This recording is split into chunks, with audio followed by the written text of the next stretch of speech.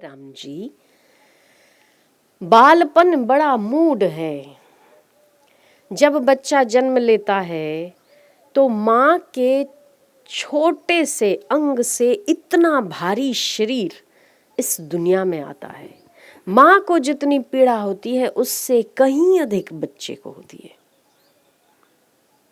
इतना पीड़ा जब होती है तब बच्चा कहता है कि हे भगवान, मुझे इस कोठरी से बाहर निकाल, मैं बाहर आऊंगा ना तो तेरा भजन करूंगा। आए थे जब जगत में, पग ऊपर तल शीश, पैर ऊपर थे और नीचे सिर था। जगत में आने के बाद भूल गया जगदीश माया में ऐसा उलझ गया कि जगदीश्वर को भूल गया। खैर, मैं उस बालपन की कामना नहीं करता। आप जब जन्म लेते हैं तो माता के शरीर से जब आपका शरीर बाहर आता है तब जो पीड़ा बच्चे को होती है, माँ को होती है, उससे कई गुना अधिक बच्चे को होती है। पेट में दर्द होता है तो बच्चा रोता है, पर माँ अंदाज़ा ही लगाती है कि उसको पेट में दर्द है। पता नहीं है कि नहीं है। आप बोल नहीं पाते, आप चल नहीं पाते, आपको भूख लगी आप रोते हैं, आपको सिर दर्द है आप नहीं बता पाते कि मुझे सिर दर्द है या नहीं है। हे राम जी, ऐसे बालपन की मैं इच्छा नहीं करता जिस बालपन में ना कुछ कहा जाए, ना कुछ बोला जाए, ना कोई समझ पाए। ऐसे बालपन को क्या करना। और बालपन इतना मूड होता है, थोड़ा बड़ा हुआ तो मूड होता है कि 2 कदम चला और समझता है कि मैंने पूरी दुनिया चल ली। ऐसी तुतली तुतली भाषा माता पिता को अच्छी लगती है।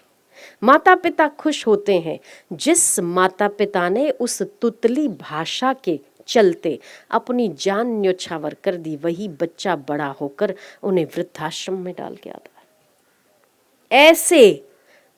ऐसे बच्चे की मैं कामना नहीं करता, ऐसे बालपन की मैं कामना नहीं करता। हे राम जी, आगे सुनिए क्या कहते हैं वशिष्ठ जी।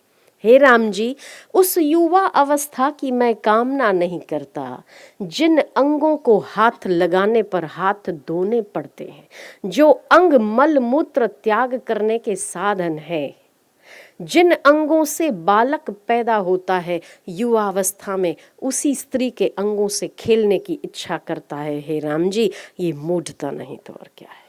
मैं ऐसी युवा अवस्था की इच्छा भी नहीं करता। हे राम, वृद्धावस्था में अशक्त और लाचार शरीर होता है, मजबूर शरीर होता है। चाहता है सुनना पर सुन नहीं पाता, चाहता है देखना पर देख नहीं पाता, चाहता है समझना पर समझ नहीं पाता, चाहता है कि मैं घंटों बैठूं पर बैठ नहीं पाता। ऐसे बीमार और लाचार शरीर की भी मैं कामना नहीं करता। हे राम, मैं कामना करता हूँ कि वृद्धा, बाल और युवा अवस्था तीनों में कामनाओं का अत्यंत अभाव करके मैं परम पद में स्थित हो जाऊं और जन्म मरण से मुक्त हो जाऊं। यही मैं कामना करता हूँ। मानव जन्म मिला है तो बार बार इच्छाएं करके, कामनाएं करके उसमें खप मरने के लिए नहीं मिला है। एक कंगाल था, कंगाल के पास जब तक कोई भीख देता तब तक खाता। एक दिन किसी गांव वालों ने कहा कि हर रोज भीख मांग कर खाता है, भीख मांगता है और पड़ा रहता है, काम क्या करता है, कुछ काम धाम भी किया कर। उस कंगाल को रोटी नहीं मिलने के कारण वो निकल गया गांव के बाहर। गांव के बाहर निकल गया, रास्ते में सोचता है, पसीने पसीने से तरबतर हो गया। बोले अब क्या करूं, अब तो काम करना ही पड़ा, काम करना ही पड़ेगा। आलस घुस गया था शरीर में, तो करूं क्या। इतने में दूर से एक पेड़ दिखाई देता है, सोचता है चलो थोड़ी ठंडी छांव तो ले लूं। उस पेड़ के नीचे बैठता है। आहा हा हा हा हा, इतना थका हुआ, कितनी ठंडक आ रही है। हे राम, आहा कितनी शांति। अगर 2 रोटी मिल जाती ना, इसके नीचे 2 रोटी मिल जाती तो बड़ा आनंद आता। अब वो था जिसके नीचे बैठा था, वो था कल्प वृक्ष। सहज में कल्प वृक्ष के नीचे बैठा। जैसे ही उसने सोचा कि मुझे 2 रोटी मिल जाती, तो देखता है कि एक आदमी 2 रोटी और सब्जी लेकर उसके पास चला रहा है। अरे क्या बात है, क्या बात है, ला रे ला, कब से भूखा था।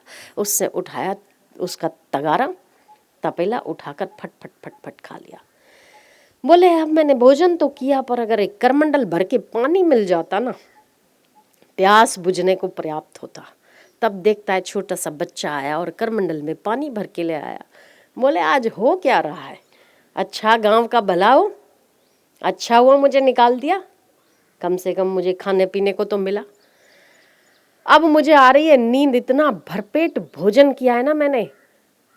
यहाँ पर अगर एक शैया होती ना, पलंग होता, उस पलंग पे लेट जाता और लेट कर इतना आराम करता कि पूछो मत। इतने में पलंग भी आ गया, शैया भी लग गई। ये सोचता है हो क्या रहा है आज मेरे साथ। बड़ा लोटपोट हुआ।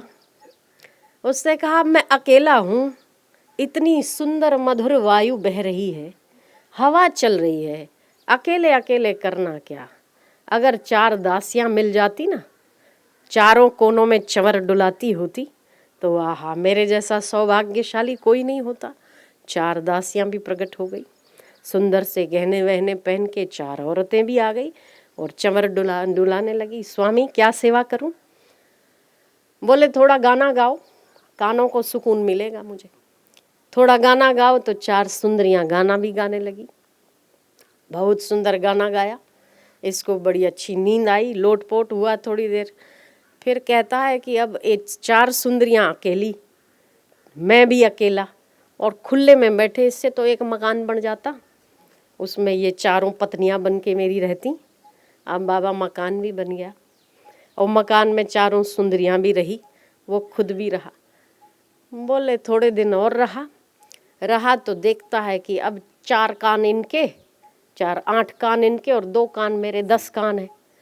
एक दूसरे को देखते देखते थक गए। बाल बच्चे होते तो उनकी तुतली तुतली भाषा पे थोड़ा मन प्रसन्न होता, बच्चे भी होने चाहिए। तो अब बाबा वो 4 सुंदरियों से उनको बच्चे भी हुए। आखिर इसने एक बार ऐसा सोचा, बैठा था पलंग पर, 4 सुंदरियां आई। बोले स्वामी क्या लाऊं।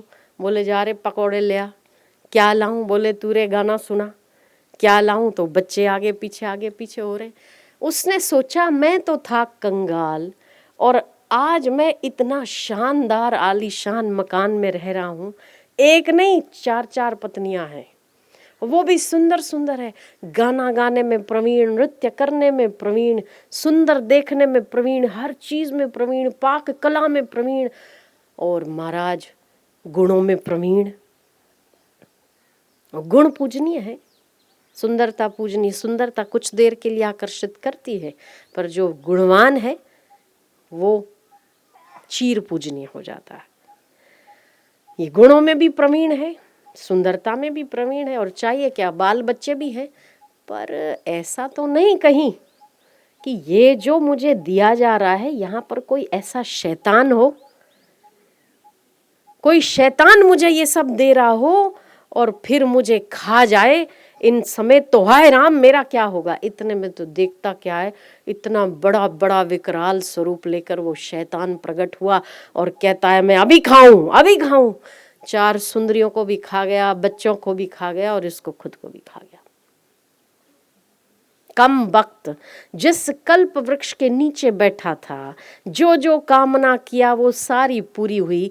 कम वक्त ये तो सोचता कहीं ऐसा तो नहीं कि भगवान बैठ के मुझे दे रहा है, तो भगवत दर्शन भी हो जाते थे उसको। कोई शैतान मुझे दे रहा है, ऐसा तो नहीं कोई शैतान यहाँ कहीं हो और वो मुझे ये सब पहुंचा रहा हो, जो जो मैं सोचता हूँ वो हर कामना मेरी पूरी होती है, ऐसा तो नहीं कोई शैतान दे रहा है। शैतान की जगह पर अगर भगवान की कल्पना करता तो भगवान भी मिल जाते।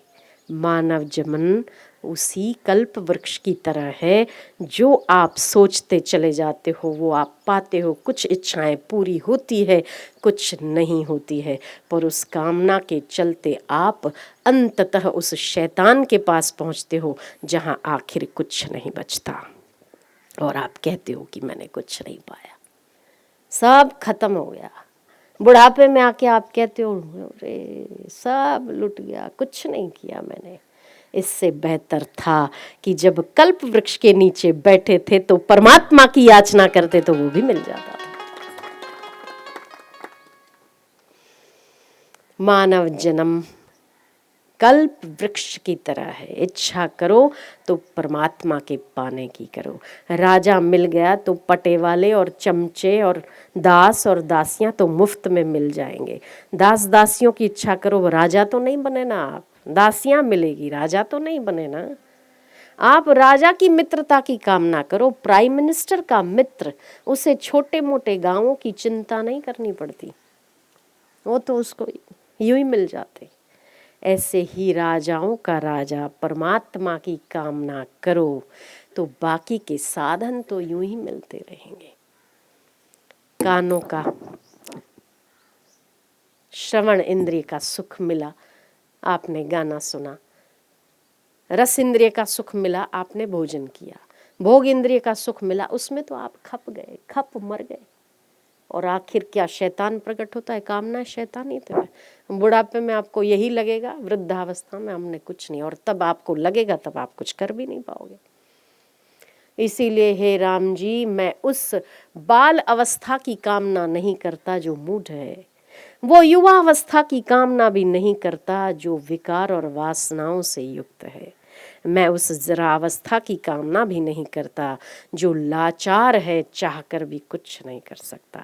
मैं कामना करता हूँ कि मेरा फिर इस माता के गर्भ में जन्म ना हो और आवागमन गमन से मुक्ति हो जाए, यही मैं कामना करता हूँ।